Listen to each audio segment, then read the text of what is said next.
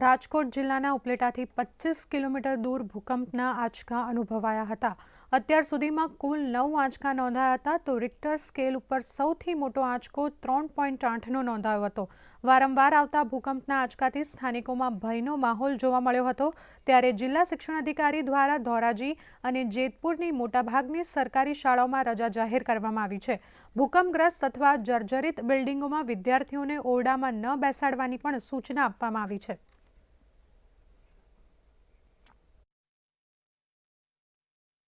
અને જેતપુરની અંદર ભૂકંપના આંચકા અનુભવવાના શરૂ થયા છે।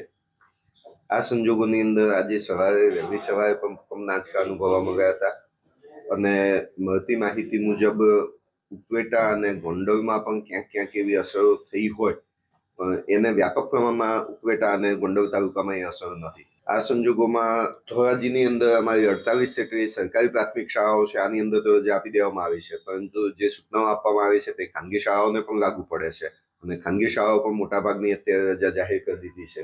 જેતપુરની અંદર ટોટલ 70 જેટલી નગરપાલિકાની 14 અને અમારી જિલ્લા કક્ષાની 56 શાળાઓ છે।